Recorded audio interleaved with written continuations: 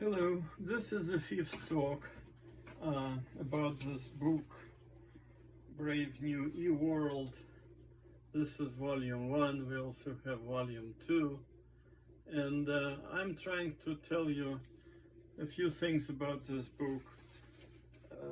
Selectively, I cannot simply read the book, it would be silly, or describe it in my own words, which would be even sillier if I followed the text, because I already made it as good as I could when I wrote it. In any case, now we came to the point where the prehistory or the history of electronics really starts. And in the last talk we said that discoveries in electricity allowed this to happen. Specifically, discoveries made by William Watson, Dr. William Watson, were directed to estimate or to access the speed of propagation of electrical signals in electrical wires. So what he did was, as I said, I think last time, is to connect charged capacitor, which was at the time called Leyden jar, and it had separated charges, pluses and minuses. And one side of this capacitor, Leyden jar, would be connected to a long conducting wire, long wire made of metal, probably iron at that time, or maybe copper. And at the other end, there would be some way of observing whether electrical signal propagated to that other end. I'm not even sure what Dr. Watson have done to detect the signals. Would be interesting actually to find out. But one thing that could be done is to place there a device for measuring electric charge, which is called electroscope. But let's not go into more details at this point. So that was established, that electrical signal propagates through 3.7 kilometers of metallic wire. That was established in 1747.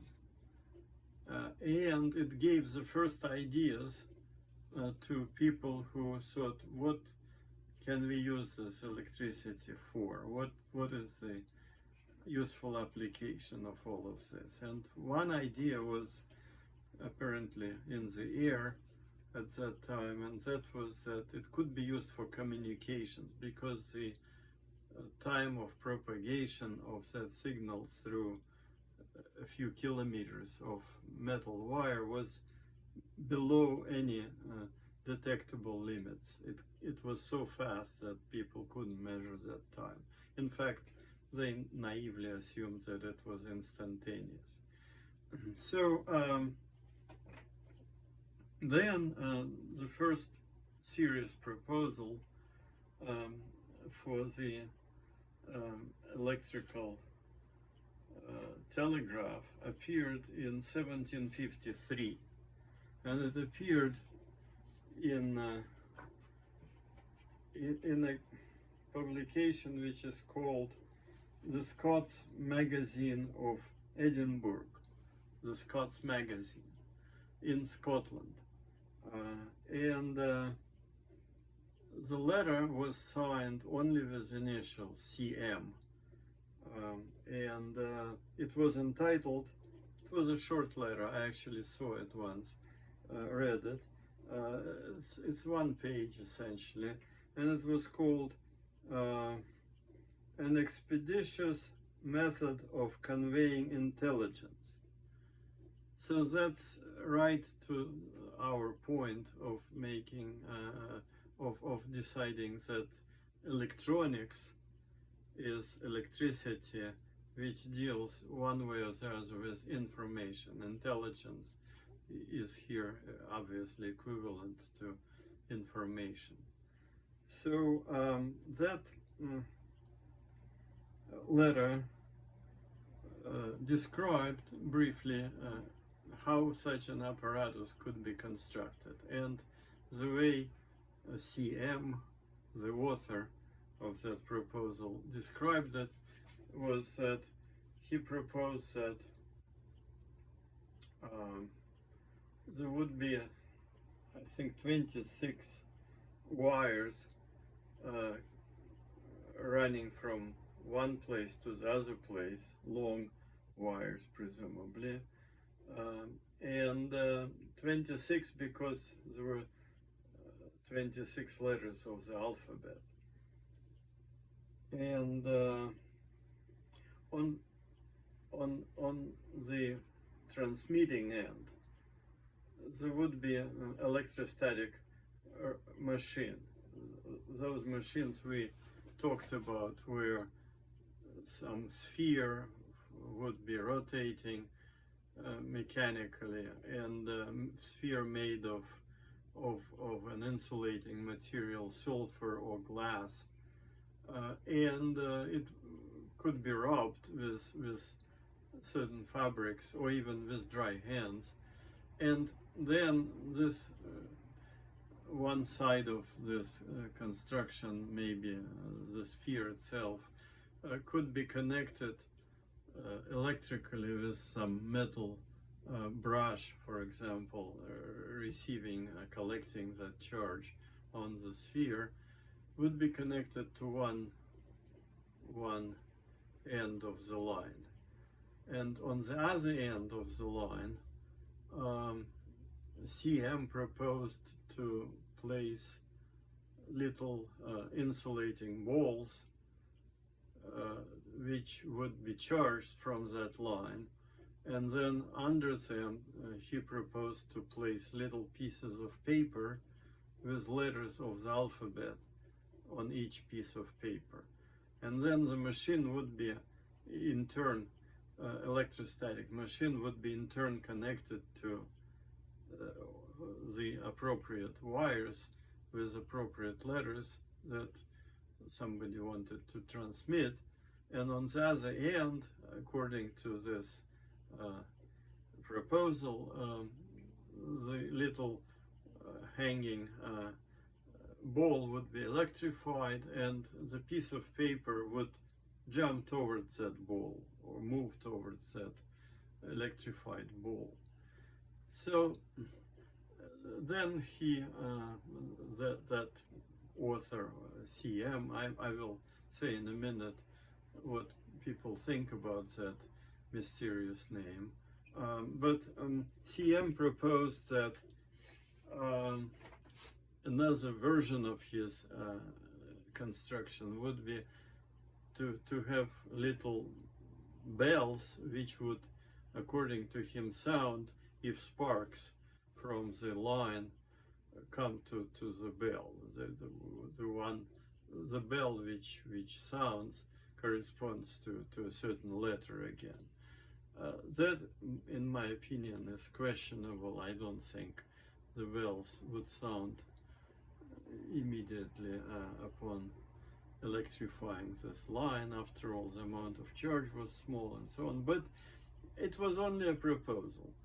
And impressively, the author of that proposal, CM, also discussed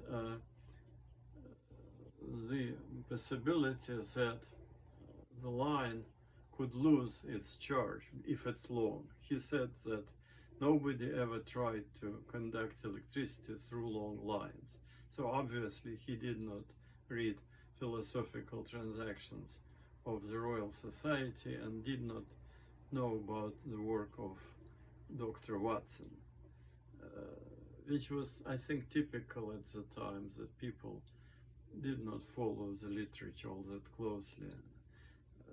In any case, and so he said that maybe in a long line the charge would be lost into the surrounding air. That was not a serious concern, as it turned out. in fact, later all telegraph lines were simply hanging in air for a long time, and not much happened to the signal. Uh, Charge does not easily escape from a metal wire into the air. However, he worried about that, and he proposed to cover these wires with some sort of cement. So, in other words, he proposed the first proposal for insulation of the wires, which is kind of nice, also a little new thing that he invented. Nowhere in that newspaper article CM said that he is actually experimenting with such a system. So for a long time it was assumed that he did not build such a system. It was only a proposal. However, it's interesting that approximately 100 years later,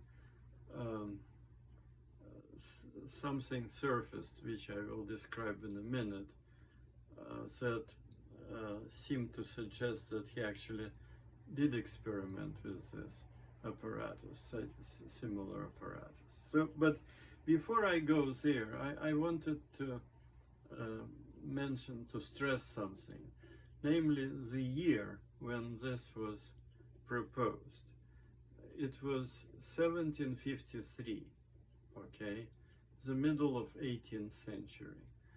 So if we look at what was happening in the world at that time,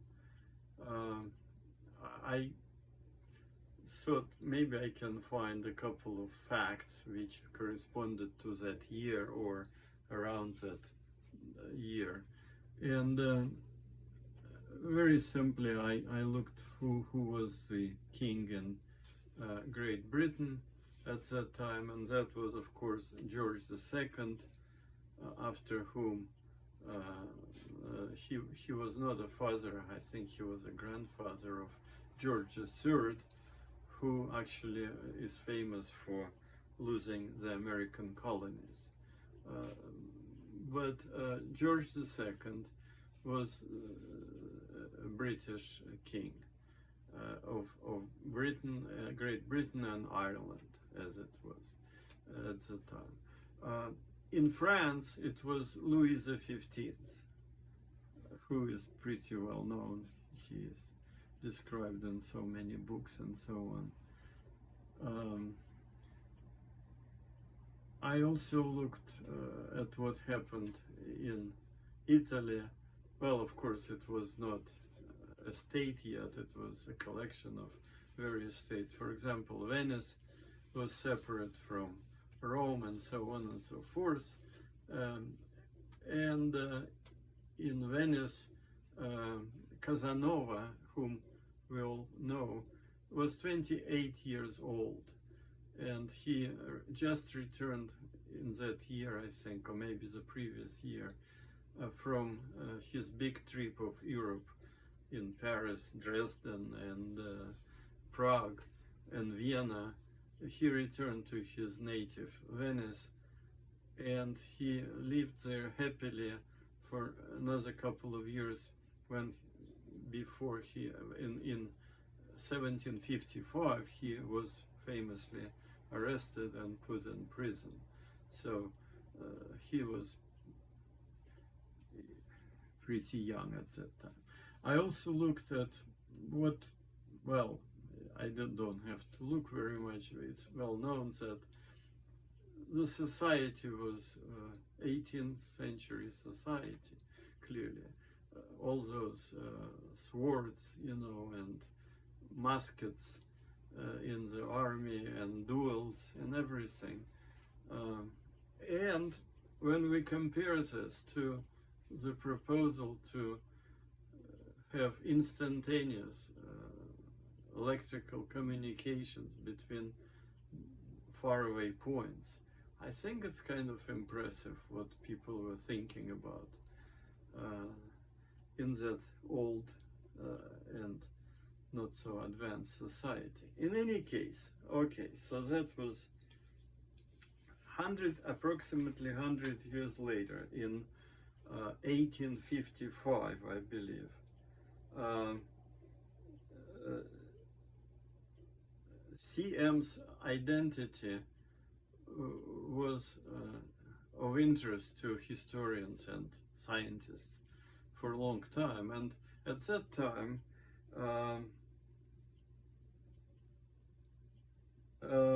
a Scottish, well-known Scottish scientist, Sir David Brewster, he wrote about the electric telegraph. He wrote an article or maybe a small book about early electric telegraph, and he revisited the issue, and he published that article.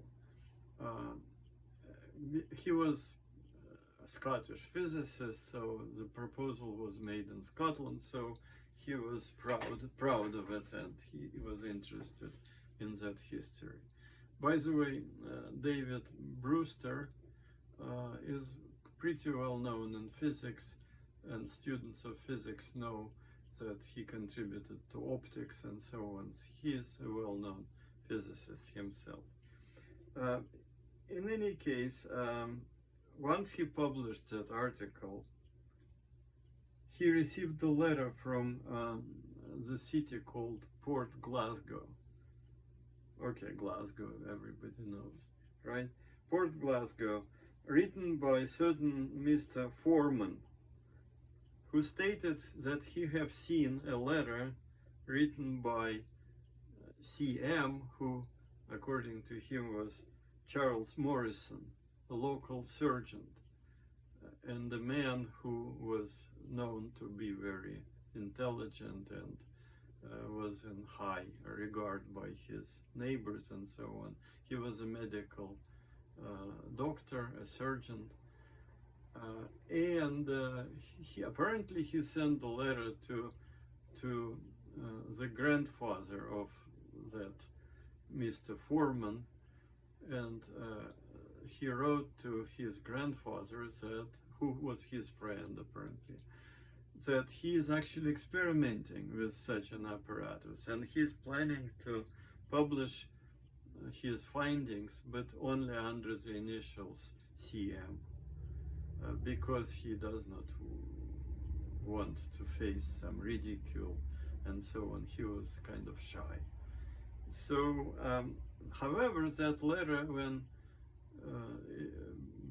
Sir David Brewster requested to see the letter, it was not found. It was lost in the family archives. So the whole story does not have any material support in the form of a letter. However, it exists. So CM was probably Charles Morrison. That was actually assumed even before that Brewster thing happened. In any case,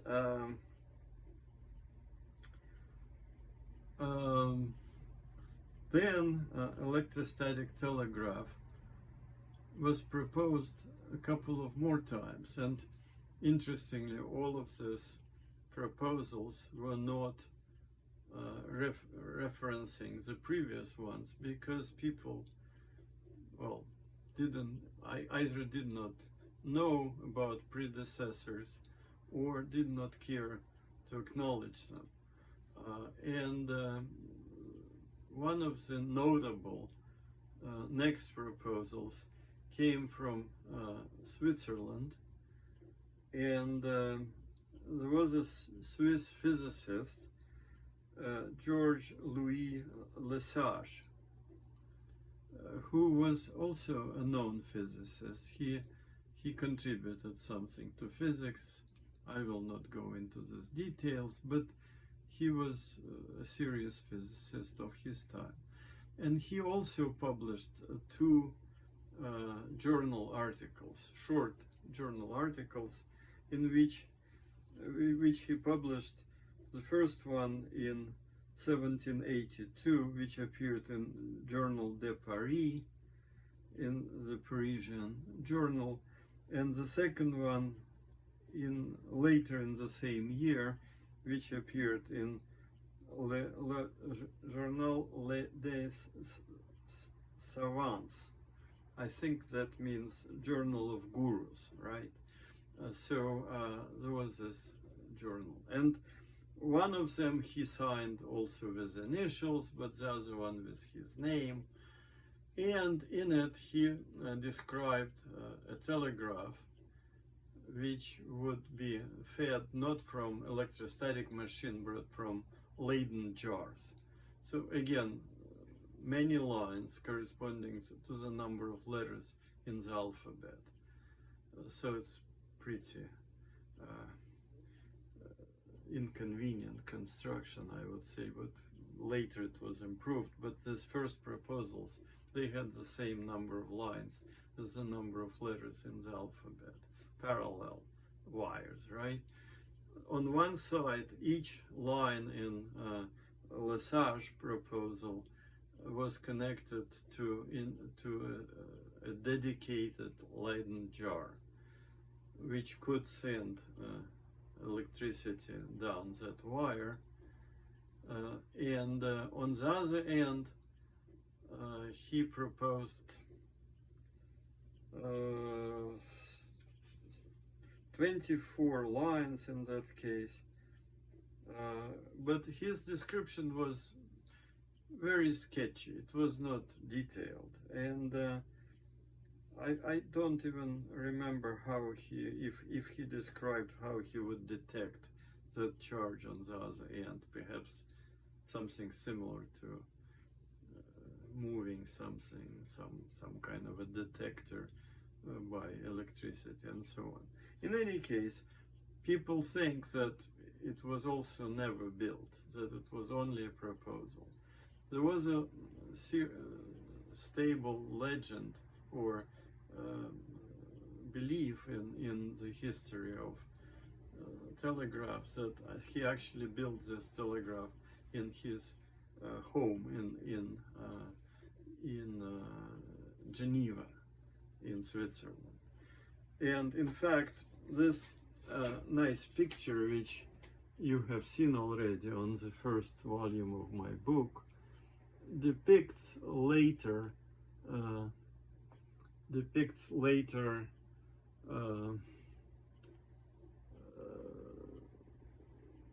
artist's conception of that telegraph.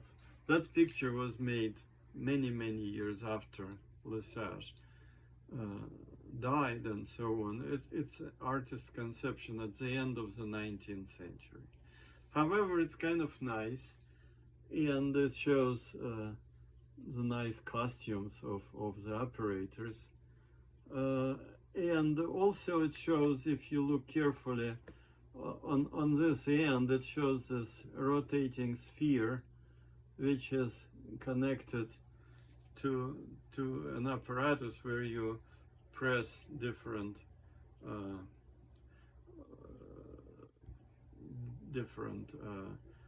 letters, and the signal goes across the room.